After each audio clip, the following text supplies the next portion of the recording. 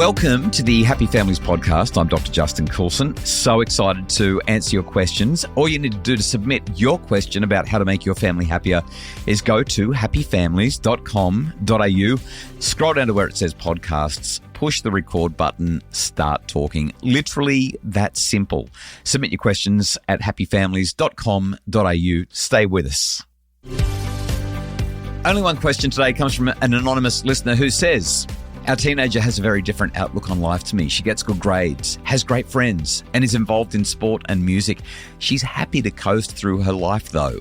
She doesn't aim high as I did, but rather is happy with good enough in all aspects of her life. She says she just wants to be happy and get an okay job, her words. Should I be thankful that she has a balanced outlook on life, or be pushing her to achieve more as she's so academically capable? Part 2 of the question. Are chores a chance to tune out, or should Dad be present during chores? My husband often wears EarPods when he's doing chores, even in our kitchen, cooking or tidying up. It bugs me. The rest of our family are in the same space, often trying to connect in a casual way, but he says he's doing enough by helping at home and should be able to listen to whatever he wants while he's in the kitchen. Maybe your podcast sometimes. He gets very cranky when I politely ask him to remove them when he's inside with us. Any advice? Okay, love both of these questions. Let's start with the cruisy teen who's happy-go-lucky and just doesn't seem to want to put the effort in. I have a couple of ideas around here that might be useful. What I'm hearing when I listen to this question is a parent who has climbed, 40, maybe 50 rungs on the ladder of life. If each rung represents a year of your life, you're climbing up and up and up. And obviously, the higher you go, the better your perspective. You can see more. You can see past the forest. You can see through the woods. You can see around corners and through the shadows. You know what's coming.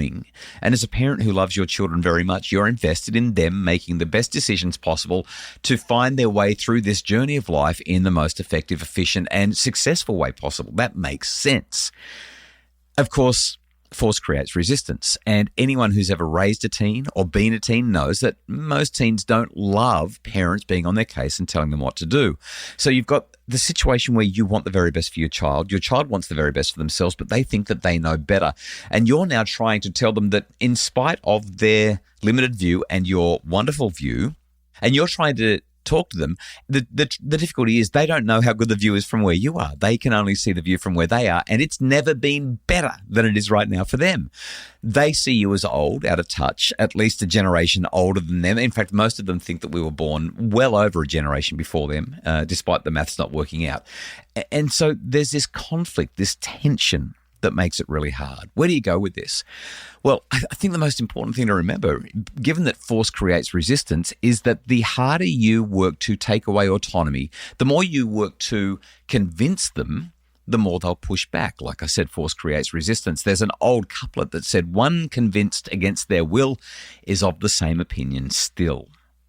You can have every conversation under the sun, you can talk until you're blue in the face, but until your daughter buys into it and starts to have that perspective-taking moment, it's not going to happen. Everything that your child does makes sense to them, even if it doesn't make sense to you. And that perspective-taking is very, very challenging. Getting them to take yours is even harder.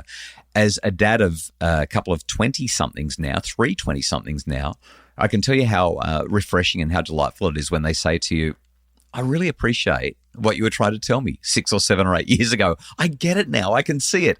But when they're going through their adolescent years, they just can't see it, and it's infuriating. Okay, so here's where we go with this. Conversations need to be consensual. That is, hey, I've been thinking about this thing. Would you be open to having a milkshake with me and chatting with me about it a bit? This is not an explore, explain, empower conversation as much as it's two people trying to wrestle around with some tricky things. And I find that a useful framing can be upside downside. In other words, let's say you've got two opposing views. You say to your child, okay, your view is this. You want to cruise through life. You've got this nice balanced outlook. You find having a minimum wage job and just doing enough. I get it. It's really appealing, especially when you're a teenager looking at things and looking at all the stress that school can create. What's the upside here? And so get them to explore the upside with you. They'll talk about how nice it feels to be relaxed and how everything's probably going to work out and they come from a good family. Like, the upside is really apparent to them. And then you can talk to them about the downside. That's the next question. What's the downside to you making these choices? If they're willing to be honest with you, they will acknowledge that there are several pitfalls to this approach. Nevertheless, there are also, the upside's real, and this is the great challenge, right? I was a high school failure. I scored on the bottom 15% of New South Wales in my HSC, and it wasn't until I was 27 years of age, married with a mortgage, couple of kids, that I went back to school and literally turned my life around. So if they do want to cruise, there is still the potential that can change later in life. It's just that the numbers are against them. The probability is lower and lower the older they get. Nevertheless, there's an upside-downside conversation looking at their choices. Then you can spin around and say, well, let's have a look at it from my perspective. What's the upside to working really hard at school and perhaps having a little bit more get up and go? And then what's the downside? Once you've had that conversation, hopefully your child will walk away and start to contemplate the discussion. I guarantee you, they're not going to look at you and say, well, this has changed everything. I'm so motivated and inspired. I'm ready to go right now. Thank you so much for doing that. That won't happen. What does happen, though, is kids go away and they think about stuff, and little by little, attitudes can shift. Not all the time, but sometimes. And I think this is probably going to be your best bet. Ultimately, who we are as models is going to be more predictive of who our children become than anything else. It takes a real concerted effort on the part of our children to buck the trend or buck the conditioning and the socialization that we've given them. Some do, but if we can maintain those good relationships and support our kids, they'll usually be fine. I think there's one more thing I'd add, and that is just to find that thing. Your child might not be particularly motivated because for many children, and I say this with no disrespect to people working in education, but for many kids, school really does suck. They hate it, and they don't see an academic element to their futures. I had a student at a school in Brisbane just last week when I was giving a talk about Year 11 and Year 12 and what to expect and how to do well and what options they have. I had a student put up his hand and said, I just don't understand why I have to do the maths that I have to do, given that I'm never going to do maths again once I leave high school. Certainly not this kind of maths. What's the point? And this is a legitimate question that a lot of kids are asking. This doesn't seem relevant at all. And that's why I think there's real value in finding the thing that lights them up and finding the thing that they can really orient themselves towards and move forward in that direction. Because then, well, if that maths is necessary to get there because they want to go to uni, more power to them. They're going to get in there and do it. And if it's not because they have different plans, then they can have a more relaxed approach. They can have an alternative approach because they've found the thing that really does it for them.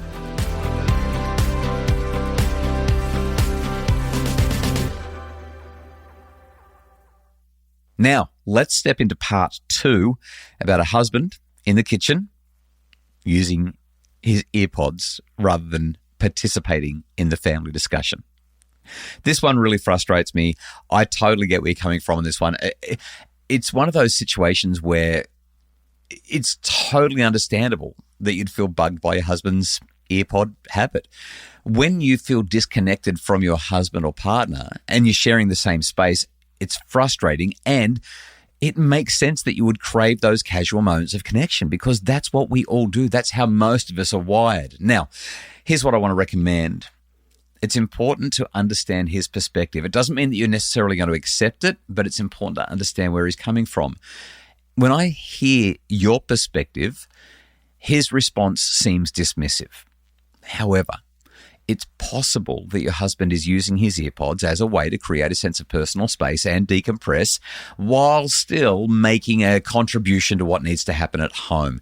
Now, you and I both agree that he's got his priorities around the wrong way. It's actually about involvement. It's not about helping. That is, it's about being together and having that casual connection more than it's about getting the dishes dried and put away. A lot of people, though, find listening to music or podcasts really soothing, and it can help them focus on mundane chores. I think, though, that it's important that he understands that his choice is impacting your ability and the ability of the kids to connect with him. And that's ultimately what this is about. The task is the vehicle to connection. It's not the purpose of the ride. The whole idea is that we're spending time together.